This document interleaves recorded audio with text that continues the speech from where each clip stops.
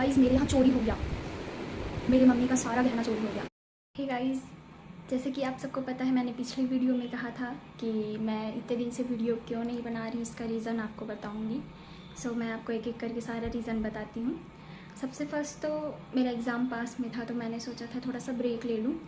और फिर मेरा एग्ज़ाम आ गया, एग्ज़ाम आया तो फिर उस बीच में मेरे यहाँ बहुत सारी चीज़ें हो रही थी, बहुत से फंक्शंस हो रही थी।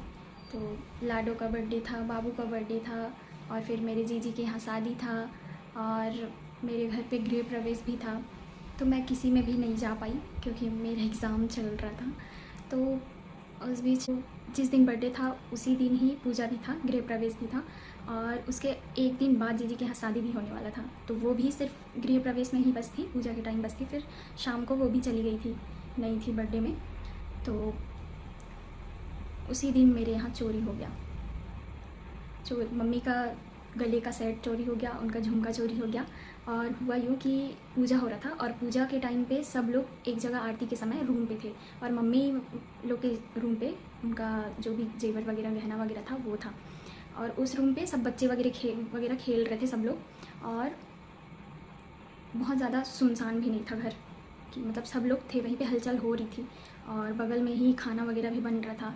तो पता नहीं कब किसने किस टाइम पे चोरी कर लिया, कौन चोरी किया, कुछ नहीं पता। और फिर शाम हुआ तो मम्मी थोड़ी सी इमोशनल हो गई थी क्योंकि मैं भी नहीं थी और जीजी भी नहीं थी। तो वो थोड़ा सा इमोशनल हो गई थी और रूम पे चली गई, और अचानक वो पता नहीं क्यों अलमारी खोल ली और चेक की। तो उन्होंने देखा कि अलमारी में कुछ भी नहीं है, उनके जो भी गहने वगैरह थे। तो उन्होंने कहा कि पापा और जीजा लोग को बताएं कि उनका कोई भी जेवर नहीं है, चोरी हो गया है। तो उन लोग ने बोला कि होगा, देखो चेक करो। तो मम्मी बोली नहीं, मैंने तो अच्छे से चेक कर लिया, कुछ भी नहीं है। तो सब लोग अब घबरा गए कि सारे मेहमान भी आ गए हैं, सब लोग आ गए हैं, आस पड़ोस के जितने भी लोग थे सबको बुलाए थे बर्थडे में केक कटिंग के लिए। तो सब लोग आ गए थे। अब वो लोग सोचे कि अगर हम बता देंगे तो सब डिस्टर्ब हो जाएंगे, इधर उधर हो जाएंगे। तो उन्होंने कहा कि मम्मी को कि शांत हो जाओ, जब सारा कार्यक्रम ख़त्म हो जाएगा तब हम लोग ढूंढ लेंगे। तो अब किसी का गहना चोरी हुआ है, वो इंसान शांत तो बैठ नहीं सकता है, क्योंकि अभी के टाइम पे आम इंसान के लिए सोना खरीदना इतना मुश्किल हो गया है, बहुत ही महंगा हो गया है अभी सोना, तो समझ सकते हैं आप लोग। तो मम्मी बहुत टेंशन में थी, और उन्होंने फिर पंडित जी को फ़ोन किया जो पूजा करने आए थे हमारे घर पे उनको। और उन्होंने कहा कि पंडित जी को फ़ोन करके कि देखिए ना, अभी हमारे यहाँ पूजा करवाए हैं और अभी चोरी हो गया। तो पंडित जी उनको बोले कि थोड़ा सा देखिए विचारिए, क्योंकि पंडित लोग का होता है कि वो लोग कुछ देखते हैं और बताते हैं कि कहाँ पे है, क्या है, कैसे चोरी हुआ, तो कुछ बुक में देख के बताते हैं वो लोग। तो उन्होंने कहा कि मेरा तो बुक अभी है नहीं, मंदिर में छूटा हुआ है, क्योंकि उनका घर अलग जगह है, मंदिर अलग जगह है। तो उन्होंने कहा कि अभी तो नहीं देख पाऊँगा, मैं सुबह देख के बता दूँगा, पर आप एक काम कीजिए, अभी सबके सामने बोलिए कि जिसने भी मेरा गहना लिया होगा वो मुझे वापस लौटा दे, और सबके सामने ऐसा बोलना, नहीं तो फिर मैं जो भी अपना रिपोर्ट वगैरह करना होगा या जो भी मैं करूँगी। तो मम्मी ने सेम वैसे ही किया, सबको इकट्ठा किया और बोला कि जिसने भी मेरा गहना वगैरह लिया है वो मेरे को वापस दे दे, नहीं तो फिर अगर आपको सामने से आके देने में शर्म आएगी तो आप कहीं पे रख देना मेरे घर पे। तो सारा रात तो बीत गया, कुछ हुआ नहीं, और जैसे तैसे केक कटिंग वगैरह भी हुआ क्योंकि सब टेंशन में आ गए थे। और फिर सुबह हुआ, सुबह फिर पापा लोग गए पंडित जी के पास, और पंडित जी के पास गए तो उन्होंने कहा कि वो चीज़ घर पे ही है, घर पे ही है, चेक करो अच्छे से। तो सब लोग चेक किए, पूरा घर छान मार लिए, इधर उधर सारा कोना देख लिए, तो घर के अंदर तो दिखा ही नहीं।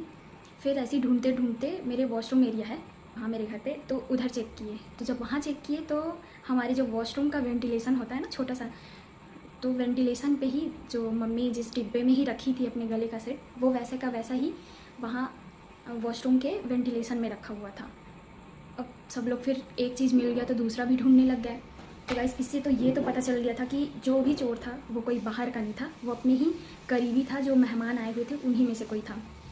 किसने चुराया, क्या किया, कुछ नहीं पता, पर वो मेहमान लोगों में से एक ही है, क्योंकि कोई भी बाहर का इंसान आके चोरी करके और फिर वापस मेरे ही घर पे रख के तो नहीं जाएगा। तो इससे तो इतना पता चलता है कि वो मेरे घर का ही था। गाइस सोच सकते हैं, कोई किसी के यहाँ मेहमान बन के आया है और उन्हीं के यहाँ चोरी कर ली, किस में इतनी हिम्मत है?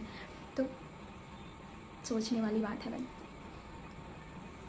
आज के डेट में कुछ भी हो सकता है गाइस। इसीलिए कहते हैं कि मेहमानों से दूर रहो, जो भी चीज़ें हैं। अब बताइए, हम अपनी खुशी में उनको शामिल होने के लिए बुलाए थे और वो हमें ही दूर दे के चले गए।